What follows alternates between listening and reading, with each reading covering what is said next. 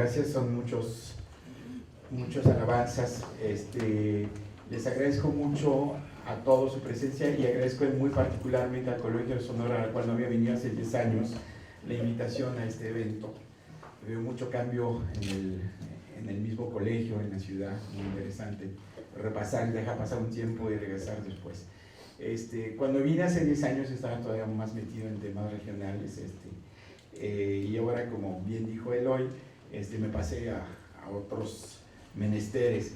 El tema del turismo lo he llevado hace muchos años, yo creo que unos 25 años lo he trabajado, pero últimamente me ha interesado mucho más las dimensiones subjetivas. Entonces la presentación que les quiero hacer es en ese sentido, hacerles percibir, digamos, la importancia de esa dimensión subjetiva del turismo y en particular insistir sobre la temática de los imaginarios, tratando de distinguir cuáles serían los imaginarios más fuertes que son motores de las transformaciones recientes del turismo de los últimos 20 años.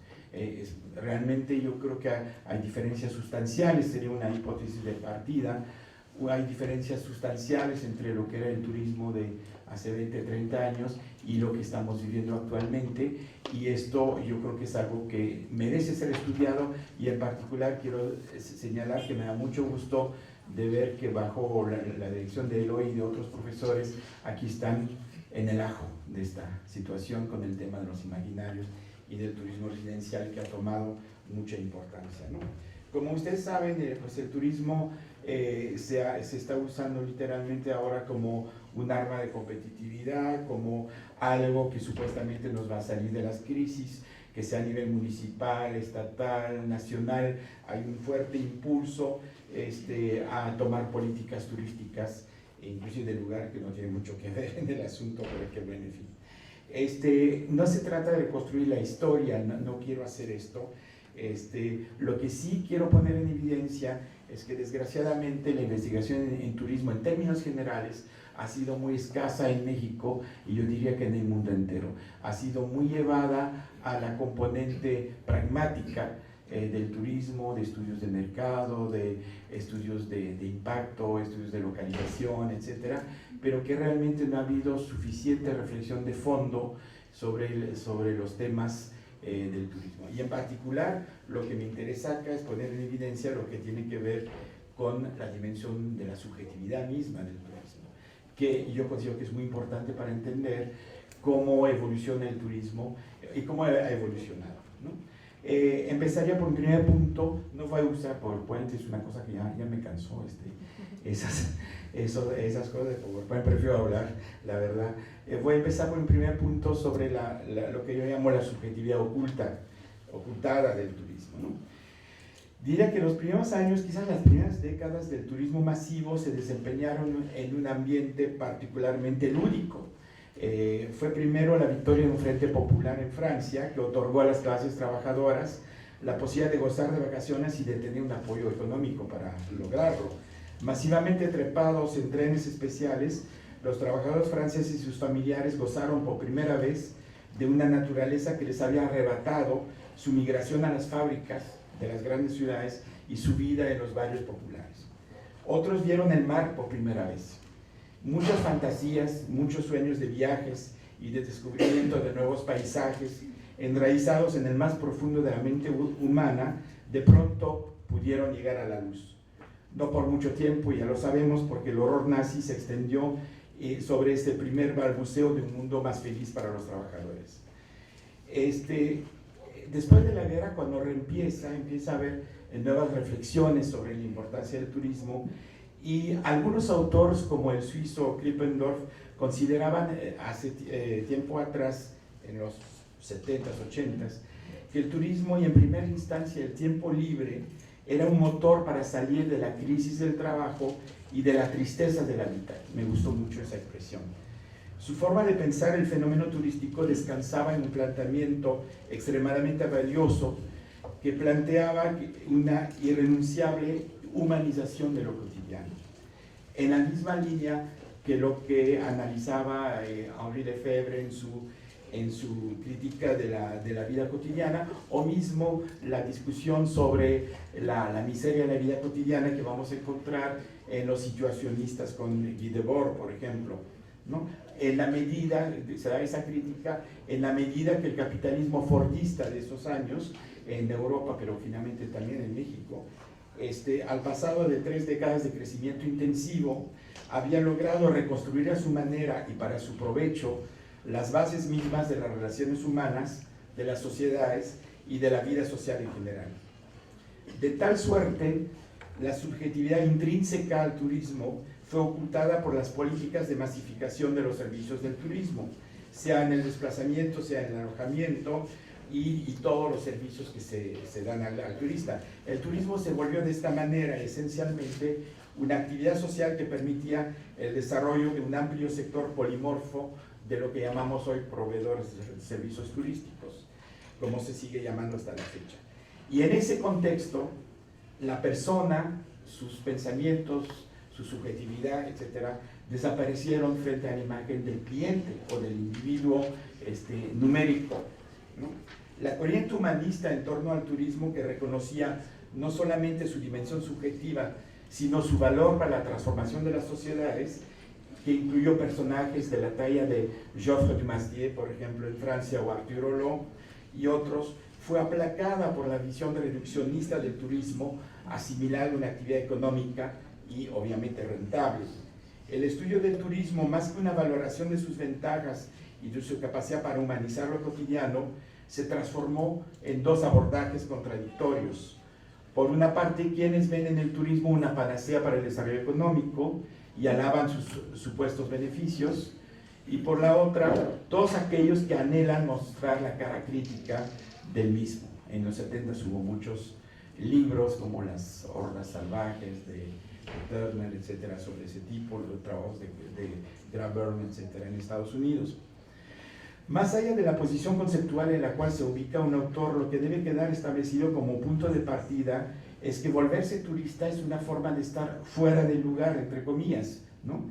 El turismo no es el único en esta condición. Por ejemplo, Bauman insiste en que el turista es la mejor metáfora del hombre posmoderno, que es un hombre móvil. Cualquier individuo actual es una especie de ser fuera del lugar, o como dice Svetan Todorov, un hombre desplazado, como él mismo se autocalifica.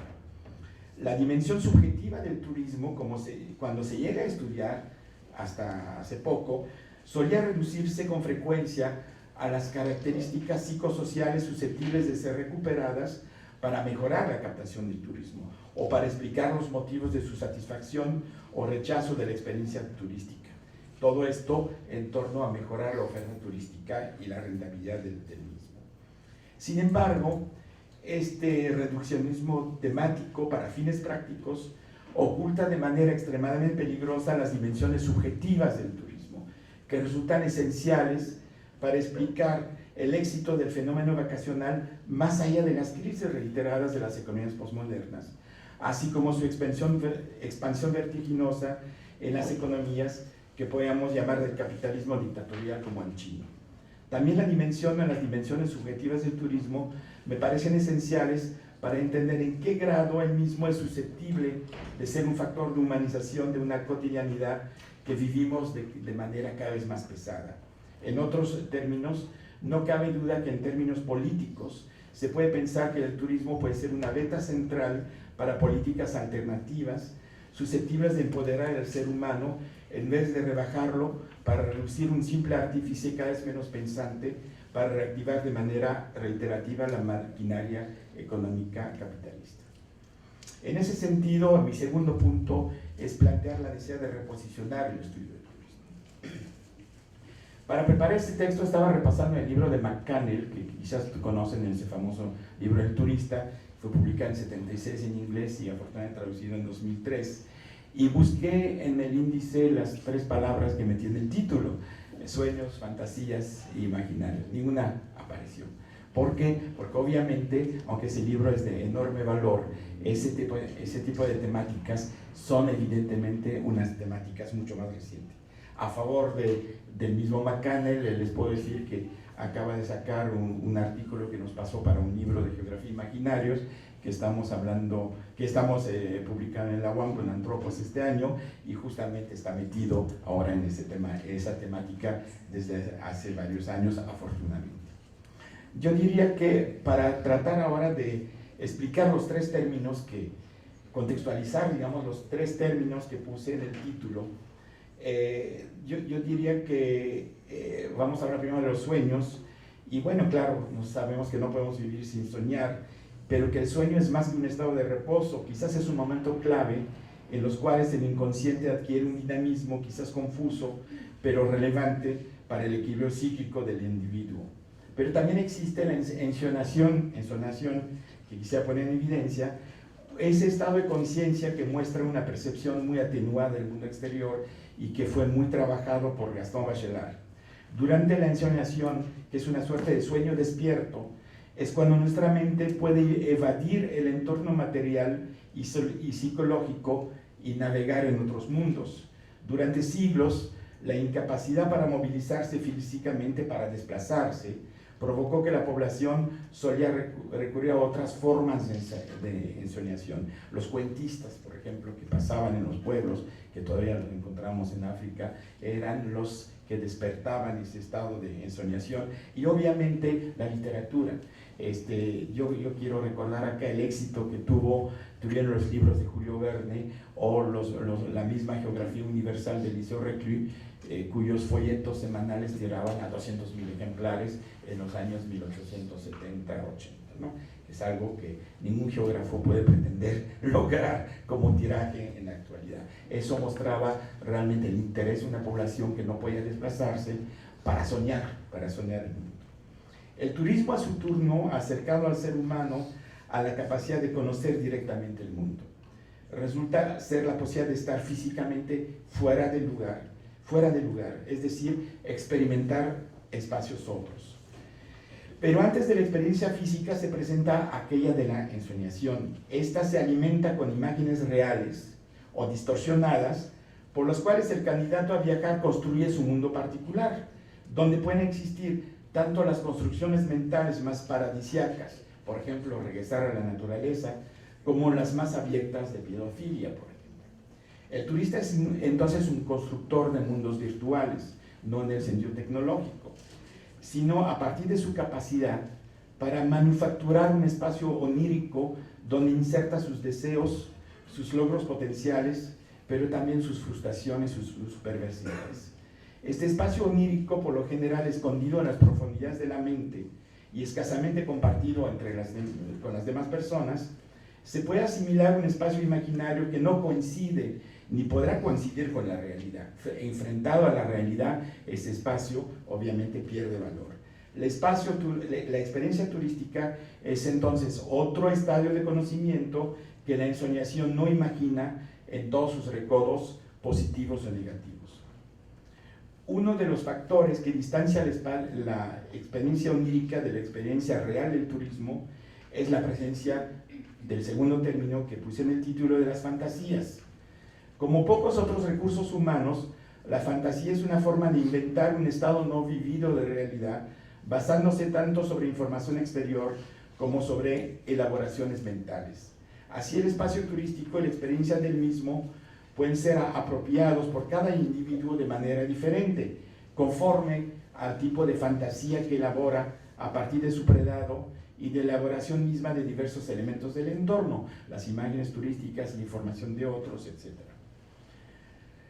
La fantasía es algo que es consciente del turista, y es por ella que es susceptible de asimilar y de integrar en su experiencia turística una ficción espacial y social, por ejemplo como Las Vegas, sin introducir valoraciones morales sobre lo que es auténtico o sobre lo que es falso. En otros términos, no forzosamente hay que pensar que el turista es un ser desprotegido e engañado, como lo sugiere frecuentemente la literatura, sino una persona capaz de integrar dimensiones fantasiosas a una experiencia que les es ofrecida como tal y para la cual además está dispuesto a pagar. Las dimensiones subjetivas en el estudio del turismo, y en particular la experiencia turística, nos alejan entonces de las antinomías tan frecuentes en el mismo, que observan a la experiencia turística desde perspectivas en blanco y negro, que fueron particularmente apreciadas a finales de los 70 o los 80, sea para ensalzar el turismo, sea para criticarlo.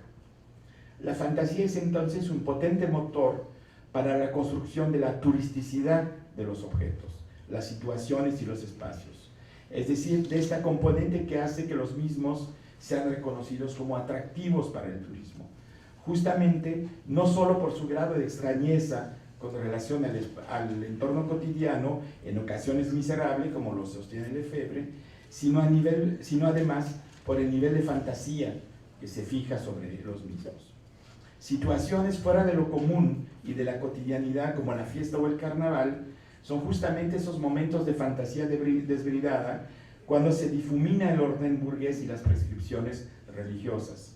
La fiesta es entonces un momento de fantasía y por ello puede ser sujeto de lo que se llama atinadamente una apuesta en turismo. De la misma manera estamos observando en las ciudades actuales como cada vez más hay recorridos por las ciudades en la cual se cuentan las historias, las leyendas, etcétera. Eso lo tenemos en la Ciudad de México, en Querétaro, en Oaxaca, lo he visto en París y en otros lugares. Todo eso es parte no de una realidad, sino de una fantasía que cada quien interpretará a su manera. La fantasía es entonces una justa compensación que reclama el turista en el mundo cotidiano, capitalista, frente a la miseria de su vida cotidiana. Y en este momento conviene hacer la precisión de importancia. Esa miseria de la vida cotidiana no solamente es la miseria de los más pobres, porque de repente ellos tienen estilos de vida o tradiciones, sentido de comunidad y patrimonio popular que engrandece algunos aspectos de su cotidianidad. También esa miseria de la vida cotidiana se la podemos encontrar en los estilos de vida de ciertos grupos de mayor capacidad económica, a pesar del glamour y del derroche que suele ser su forma de presentarse en la sociedad, y puede llevarles a cierta miseria cotidiana que no deja de reflejarse en las frecuentes adicciones que manifiestan. Quizás sean esas adicciones una de las manifestaciones más evidentes de su necesidad de fantasía. Michel Maffesoli decía algún día que el turismo y la droga eran dos formas de fantasía de las sociedades contemporáneas. La fantasía, como lo señaló Walter Benjamin, consiste en buena medida en un sueño despierto que impide ver la realidad de las cosas. La tarea de un investigador es entonces la de desenmascarar esa fantasía cuyo velo oculta la profunda miseria que acompaña al capitalismo actual, no solo miseria material, sino además mental, que todos vivimos de una manera u otra en grados diversos. La tercera dimensión, la tercera palabra clave que quise poner el título es los de imaginarios. Brevemente citaré una definición de imaginario social de Manuel Baeza que me pareció interesante. Dice: los imaginarios sociales son múltiples y variadas construcciones mentales, ideaciones, socialmente compartidas, de significancia práctica del mundo en sentido amplio, destinados al otorgamiento del sentido existencial. Como se puede observar, las definiciones de los imaginarios trasladan las posibles ensoñaciones y fantasías individuales a un plano colectivo, como construcción socialmente compartidas, aunque provengan en buena medida de la elaboración individual de un imaginario. Los turistas en su trabajo imaginal se encuentran sometidas a imágenes simplistas que conforman sus fantasías y sus ensueños, pero que los aleja de la realidad. Una posición socialmente responsable plantearía que es deber de las ciencias sociales, entre otras cosas, desmistificar estas imágenes turísticas. Mas, sin embargo, hay que recordar que la fantasía es un recurso, casi un derecho, contra la miseria de la vida cotidiana. Entonces, debemos, desde las ciencias sociales, desmistificar esa imaginería o dejar que ocurra. La respuesta, obviamente, es muy ambigua. En un tercer punto, entonces, voy a tratar de hablar cuáles serían las fantasías imaginarios que yo considero más importante en el turismo actual. No hay mucho trabajo en ese sentido. Una historia de esas dimensiones no ha sido hecho por lo contemporáneo. Quisiera citar, sin embargo, algunos autores, como obviamente Alain Corbin y toda la línea de historia de las ideas, que ha hecho un trabajo extraordinario, Bernard de Barbieux, un francés que está ahora en Suiza, dirige el Departamento de Geografía de Ginebra, sobre el imaginario de la montaña, trabajos sobre los imaginarios del mar de Jean-Michel Roux, etcétera, etcétera, ¿no? Yo no pretendo reconstruir esto, sino apuntar algunas cosas que creo que son importantes. La primera es que yo creo, y esa es una cosa que nos cuesta trabajo en las ciencias sociales, es que primero tenemos que pensar que si queremos entender las fantasías y los imaginarios que vivimos en el turismo actual, tenemos que orientarnos a estudiar las clases dominantes, y no como nos impuso finalmente muchas veces el marxismo y las mismas posiciones críticas que tenemos, partir de las clases populares. Yo diría que estamos viendo que el poder de esas clases dominantes en la esfera de la ideología, además del poder de las empresas que ellas mismas construyen en torno al turismo, crean imaginarios, y esos imaginarios tienden a transmitirse a las clases subalternas por percolaciones y por paso progresivo. Eso se verifica plenamente en la producción del sistema turístico europeo, por ejemplo, influido por subjetividades burguesas transferidas a modas, copiadas luego por los grupos subalternos. Podemos tomar el ejemplo que presenta de Barbieux sobre la montaña, que fue finalmente un descubrimiento de los ingleses. Es el hecho de ver a la montaña como parte de un destino turístico, fue un invento de los ingleses en los Alpes, y eso progresivamente se transfirió a otros grupos sociales. Los baños del mar también, que fueron inicialmente prescripción terapéutica para la clase ociosa, pasaron de ser una actividad recreativa acorde con el ocio y la capacidad de pago de la burguesía para difundirse al turismo de masa. Lo mismo las ciudades de aguas termales, como la ciudad de Spa en Bélgica, que da su nombre justamente a los spas actuales, o Vichy u otras, atrajeron no solo las burguesías y aristocracias locales, sino de todas las potencias europeas. Y esto se ha ido percolando como imaginario hacia otros grupos. Y finalmente está el tema que yo he trabajado últimamente bastante y que me da gusto ver que se trabaja acá, es el concepto de la segunda residencia, que algunos hacen remontar a la vía romana como antecedente, pero que fue una práctica común entre la aristocracia y las burguesías europeas que trataban de escapar, por ejemplo, del calor de París en el mes de agosto y los riesgos de salud y de epidemia tipo cólera asociados a los mismos, ¿no? Una segunda reflexión sobre esos imaginarios turísticos es la cuestión de la temporalidad, de la duración de los mismos. Los imaginarios dominantes de las burguesías suelen ser temporales, es decir, seguir modas. Eso es lo que explica, en alguna forma, los famosos ciclos de vida del turismo que trabajó Richard Butler desde una perspectiva económica. Él no toma en cuenta esas dimensiones subjetivas, nada más reconoce que hay ciclos de vida de los productos turísticos, inclusive de los destinos turísticos. Pero si se hubiera metido a trabajar en esas dimensiones subjetivas, se hubiera caído en cuenta que eso se debe también a una evolución de los imaginarios de los grupos dominantes que acaban abandonando ciertos lugares. Pensemos en Acapulco, yo creo que es el mejor caso que tenemos en México sobre esto, o podemos pensar también en Saint-Tropez en Francia.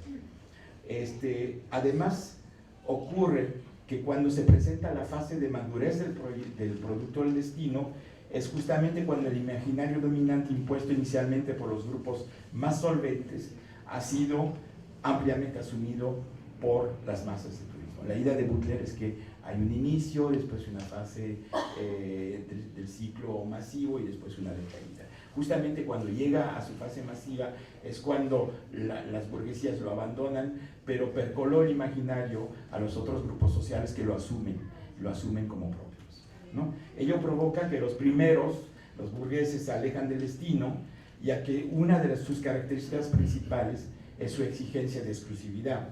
Por ello, cuando ya es factible que un ejecutivo europeo de mediana categoría pueda ufanarse de ser cazador de conejos y jabalí, El rey de España prefiere irse discretamente a cazar elefantes a Botswana con las consecuencias que conocemos.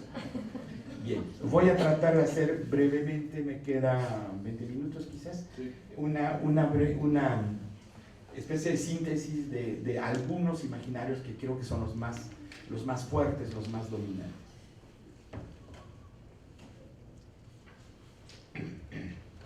Acabo de salir una gripa en la garganta, no me contesta. Yo creo que el más evidente es uno que atraviesa realmente toda la historia del turismo, es el regreso a la naturaleza. Es el de mayor pregnancia en el proceso turístico. La atracción hacia la montaña y el mar provino, como lo sugería antes, de las burguesías y de la aristocracia, toda vez que el pueblo en general lo veía como lugares de muerte, y lugares de trabajo y lugares de muerte. No hablen del mar a un pescador, a una mujer de pescador, no tiene un imaginario de belleza y de querer pasarse bien en esos lugares.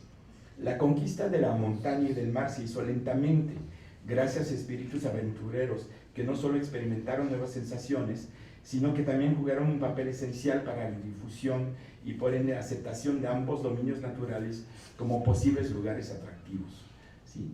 Vale la pena en ese sentido, para los que trabajan en turismo, de hablar de la falsedad de la definición ex ante de supuestos atractivos turísticos. Esa idea que tienen a veces los geógrafos también de hacer un mapa de atractivos turísticos es una cosa absolutamente absurda. El atractivo se construye subjetivamente y puede no construirse. Y no es porque el geógrafo o el estudioso de turismo lo mete en un plan, en un plano, ¿no? ¿Qué va a ocurrir? Que se vuelva un atractivo. Para eso tiene que ser pensado como atractivo. Y de repente estamos viendo que se vuelven lugares turísticos lo más impensable, como Auschwitz o los lugares en los cuales los Khmer rojos torturaban y asesinaban masivamente en Camboya. El regreso a la naturaleza, regresando a nuestro tema, es entonces el resultado de una nueva percepción de la misma por el mundo occidental, que ya no vemos la naturaleza solamente como el sustento de la vida humana, sino como una construcción atractiva para la experiencia humana. El paseo, el descanso en el campo, la observación de sus componentes animales y vegetales, todo esto deriva también en la importancia de considerar la naturaleza como paisaje, que también esa es una construcción. Un imaginario nuevo sobre la montaña se impone así, también sobre la selva, la tundra, el bosque tropical, ecuatorial, los glaciares del sur de nuestro continente. Hemos visto el boom que ha tenido el desarrollo de Ushuaia y todo el sur argentino. En breve, la gran diversidad biótica de nuestro mundo es sometida a fuertes pruebas por esa llegada de lo que yo llamaría los gamusinos de experiencias naturales. Este imaginario en la naturaleza atraviesa toda la historia del turismo, desde sus inicios hasta la renovación del tema a partir del ecoturismo, el turismo rural, el birdwatching, observación de ballenas y demás, y demás, y demás. Si nos remitimos a autores como Gilbert Durán o Mircea Eliade, entre otros, podemos encontrar que atrás de todo eso hay un ideario antiguo de paraíso perdido, atrapado en un trasfondo de inquietud sobre el futuro después de la muerte, que produce impulsiones de regreso, por no decir de regresión. El paraíso perdido lo seguimos anhelando de maneras muy distintas, desde la pulsión al ocio, al no trabajo, radicalmente golpeado por el capitalismo en los 2 últimos siglos, hasta la sexualidad libertada de las normas judeocristianas, así como en diversos otros arquetipos que pueblan nuestros imaginarios.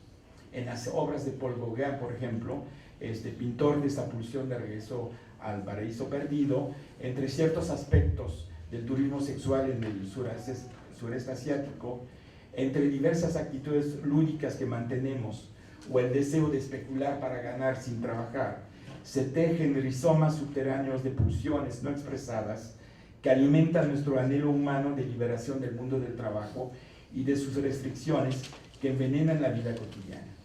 Esas pulsiones son las que combaten la vida cotidiana miseria y ensalzan la potencialidad de una vida cotidiana creativa.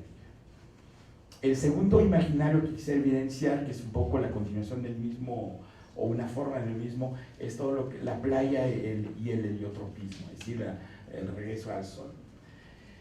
El entorno del mar es en cierta forma parte del imaginario de regreso a la naturaleza, como lo acabo de decir, pero se transformó rápidamente en otro distinto con personalidad propia, que ha sido el motor del turismo moderno a partir de los años 50. El mar, la playa, el sol, el paisaje marítimo, todo ello fue absorbido primero por las burguesías en busca de nuevas sensaciones. Esos grupos sociales fueron siempre quienes escapaban en cierta forma a la maldición divina del deberás trabajar con la cual Dios expulsó a Adán y Eva del paraíso terrestre. Ellas, esas burguesías, determinaron con frecuencia un primer ciclo de vida de lugares que no tenían para nada las cualidades esperadas para ser un centro turístico. Si saben cómo era Acapulco antes de los 40 o mismo Saint-Tropez antes de los 50, eran lugares que realmente no habían sido marcados muy fácilmente como atractivos turísticos en un mapa. En ambos casos, por cierto, apoyados por el mundo del cine, transformaron lugares tranquilos, rústicos, en destinos de ensueño. La gestación de este ideario de descanso, el heliotropismo, entre los 40 y 50, es decir, al inicio de los 30 gloriosos años que marcaron la edad de oro del capitalismo fordista, no deja de ser coincidente con una tendencia contraria que resultó en la aceleración de las cadencias laborales, la deshumanización del trabajo, la pérdida de control del trabajador sobre sus herramientas de trabajo, así como sobre el proceso de trabajo en sí. Antídoto extremadamente potente al anterior, el turismo masivo que siguió a los primeros años de glamour aceleró la capacidad de asimilación de la población al imperativo productivo, bombardeado por imágenes de lujo, glamour, calidad de vida, que los mismos productores de servicio turístico solo entregaban en dosis homeopáticas a las masas obreras y de clase media que seguían ávidamente el nuevo éxodo hacia las costas. El mar, la playa y el sol son en conjunto una sinécdoque del paraíso perdido, pero integran siempre una dosis de ese imaginar la naturaleza buena, original, en la cual tiene lugar el hombre sin necesidad de la redención.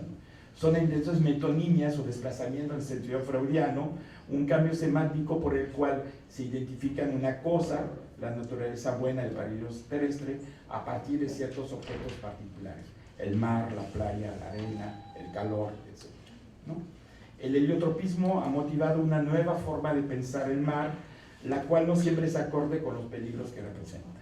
Y lo vemos en los estúpidos accidentes que tienen los turistas cada año por el imaginario de la playa, que no tiene nada que ver con lo que es realmente el mar y su salvajismo, digamos.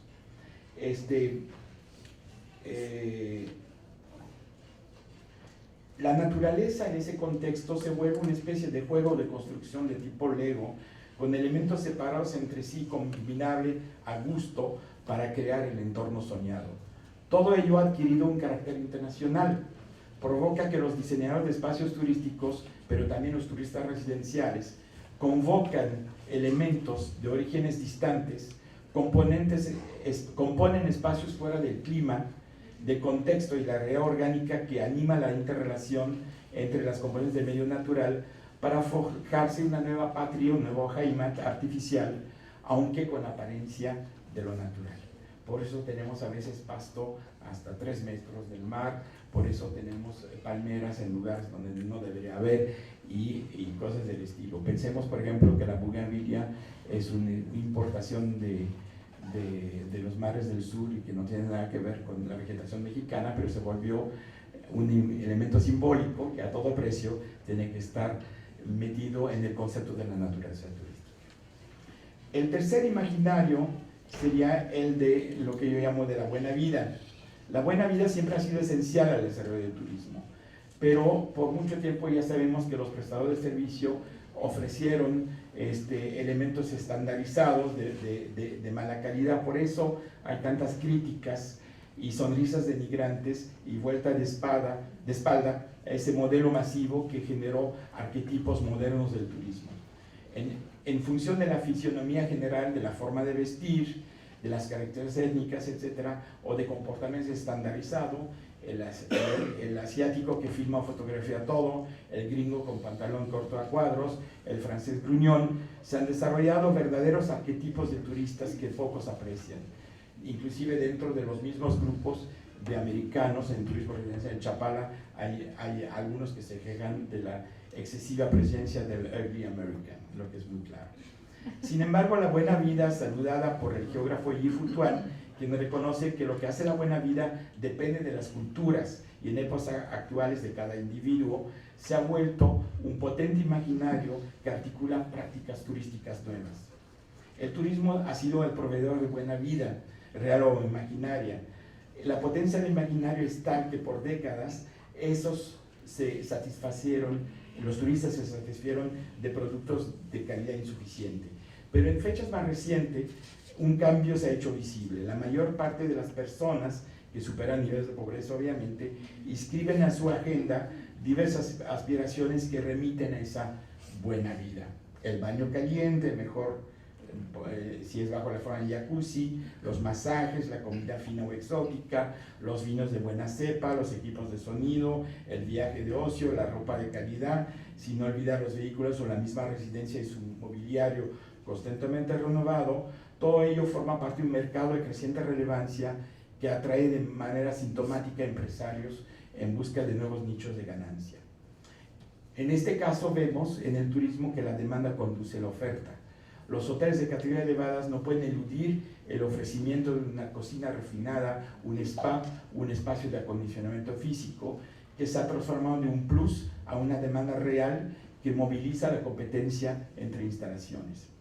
Los ejemplos abundan. Por ejemplo, el movimiento Slow Food, inaugurado en Italia, marca una nueva tendencia a buscar una calidad que no solo cuesta muy caro, sino que exige del consumidor algo más, su tiempo.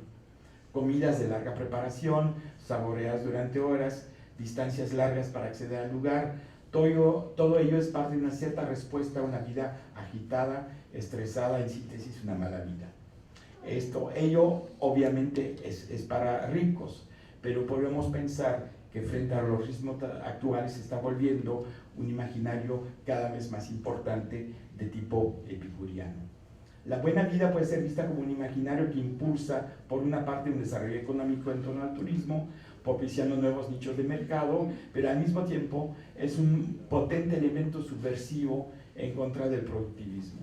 Entre epicurismo y ética protestante del capitalismo se inició tiempo atrás una formidable batalla en la cual la segunda usa todas las armas del debe ser, trabajar para comer, ser el más rico, mientras que la primera solo toma distancia y transforma el debe ser de las sociedades postmoralistas, como bien lo señala autores como Lipovetsky. Quizás la lucha lleva a la dominación en el postcapitalismo de un imaginario lúdico que se vuelva un nuevo debe ser capaz de suplantar el caos actual del neoliberalismo predador. En ese sentido, el caos organizador del cual habla el autor, Lipovetsky, puede ser, como lo afirmó Eliseo Reclus, la metáfora del anarquismo como la mayor manifestación del orden. Cuarto imaginario, la competencia. Voy a tratar el mismo con más rápido. La competencia no es propia del capitalismo, sabemos que existe desde siempre. Pensemos en el Mediterráneo y la competencia sobre la circulación que tuvieron todos los pueblos que poblaron los alrededores. El espíritu competitivo nunca se ha aislado del turismo, nada más falso. Las albercas y las playas de los hoteles suelen mostrar signos más evidentes de competición entre humanos que una jaula de simios en un zoológico. Basta de ver los juegos de roles entre machos para conquistar las hembras. Esa competencia inherente al ser humano, definitivamente.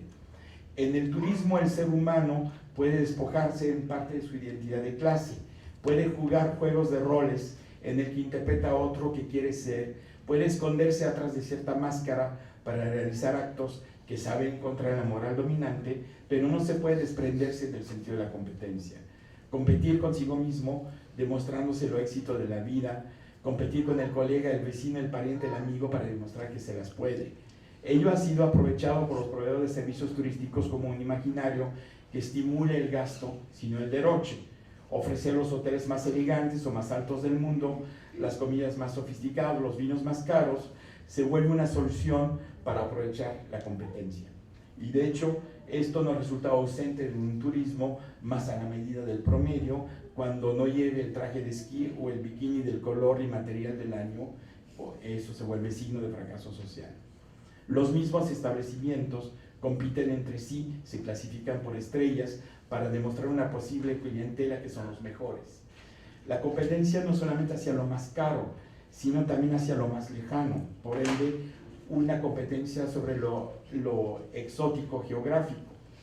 A un reconocimiento a las bellezas de Ushuaia y de todo el sur del continente americano, no es tampoco falsedad afirmar que los destinos compiten mediante un exotismo geográfico que alimentan los imaginarios exploradores de quienes compiten para ir más lejos, hasta donde pocos han podido ir y donde se puede llenar de imágenes todavía no vulgarizadas por la internet o las fotos de viaje de los amigos y los compañeros de trabajo. Esta competencia geográfica empuja cada vez más las fronteras del mundo turístico, genera una turistificación sin precedente, de la cual es preciso que tomemos el pulso y analicemos los efectos sobre las sociedades locales. Ya llegó la policía. Finalmente, hay que recordar que la competencia es el imaginario que guía ciertas formas de turismo extremo, turismo de aventura, de rebasamiento de su propia capacidad, de su resistencia física y moral. Este tipo de turismo integra la competencia del supuesto ocio para subvertirlo hacia nuevas formas de competencia que no difieren mucho de lo que se observa en el mundo del trabajo.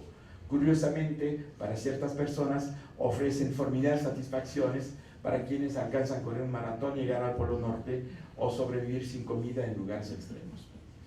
Quinto y último, y rápido, la ciudad como lugar exótico. Lo voy a resumir muy brevemente diciendo de que en alguna forma estamos observando que, bueno, obviamente siempre hubo un turismo urbano importante, si no hubiera 50 millones de gente que llega a París cada año, o Venecia no estaría al punto del colapso.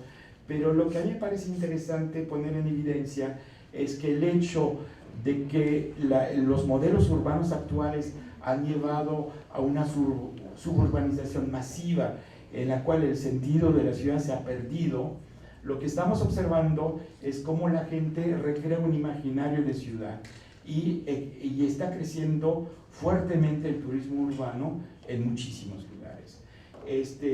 Quizás la inquietud mortal de las periferias, la falta de socialidad, el miedo al otro, la pérdida de identidad por la reducción del dominio común, que es parte de la cultura urbana, ha hecho que las gentes estén buscando justamente recuperar, aunque sea por un momento corto, efímero, esta calidad de vida que supone justamente ser urbanitas. Por eso vemos un regreso a las ciudades, que significa vivir nuevamente en nuevas centrales para algunos, pero muchos que se mantienen en las periferias, lo que estamos viendo es un anhelo hacia una visita, digamos, a la ciudad. Sí estamos viendo que los centros urbanos actuales tienen viejos residentes, nuevos residentes, quizás es un poco esa clase, ¿cómo se llama? La clase creativa de la cual habla Alicia Florida, y esa gente que se entremezcla, que son esos turistas que están siguiendo ese imaginario turístico. ¿Me permites leer la solución final? Menos de Al final de este recorrido quisiera solamente recalcar lo que para mí fue lo central y yo siento de lo que acabo de exponer. Por una parte, la necesidad ingente de rebasar la materialidad del estudio del turismo como un simple proceso económico material. Yo he afirmado en varias circunstancias, con insistencia, que el turismo no es un fenómeno económico, como tampoco es la religión, o como tampoco es fenómenos de creencias, etcétera, sino un fenómeno societario y por lo mismo una suerte de caja de resonancia de las transformaciones de las sociedades actuales. Del hombre más atirado sobre una toalla en una playa tan organizado como el estacionamiento de vehículos, al individuo con pretensión de ser un nuevo flaneur, proponiéndose una deriva situacionista en una ciudad que desconoce, observamos no una evolución, sino una revolución del turismo. No implica afirmar que el turismo pasará de una modalidad de turismo masivo a otras modalidades con otros imaginarios. De hecho, lo que yo creo y sospecho es que vamos a tener un sistema mucho más abierto en la cual se van a mezclar diversos tipos de turismo. La masificación del turismo está ampliamente alimentado por los chinos en la actualidad, lo que hace que no va a decrecer por mucho tiempo. Una clave esencial para desenmascarar y entender esas nuevas formas de turismo es referirse no a las formas materiales que asume cada una, sino a las subjetividades que las guían, y en particular a los imaginarios que las sustentan. Si asumimos, como lo hace la mercadotecnia actual, que es a partir del cliente que se construye la oferta, de la misma manera debemos entender esas pulsiones profundas, esos trabajos imaginales que movilizan a los individuos hacia ciertos comportamientos turísticos. Y es en ese momento que podremos empezar a entender mejor la afirmación de David Crouch, que sostiene que no podemos seguir haciendo una separación tan tajante como por el pasado entre el turismo y ocio. A ello agregaría que no podemos ni debemos hacer una separación tajante entre vida cotidiana, ocio, trabajo o turismo. Una nueva agenda para los estudios turísticos se abre sola frente a nuestros ojos. Es momento de decidir si la aceptamos como tal o si nos aferramos a estudios tradicionales que no han permitido hasta la fecha abrir las entrañas del fenómeno societario tan relevante que es el turismo, que seguimos viendo como una dimensión menor de nuestra vida social y un gran estimulante del desarrollo económico, cuando es muchísimo más que esto. Finalmente quisiera introducir una dimensión más política. Deshacerse de esa visión desarrollista y miserabilista del turismo es esencial para avanzar hacia otros modelos de sociedad. Tenemos entonces que pensar el ocio de una manera más general. Entiendo que el ocio es posiblemente parte del remedio posible a las presiones del trabajo. ¿Por qué trabajar tanto si no podemos disfrutar lo ganado? Si cada momento de ocio es un simple guiño de ojo entre largas y tediosas fases de explotación. Reivindicar el tiempo libre y el derecho a la vida epicuriana quizás es lo verdaderamente revolucionario en tiempos como estos. Gracias.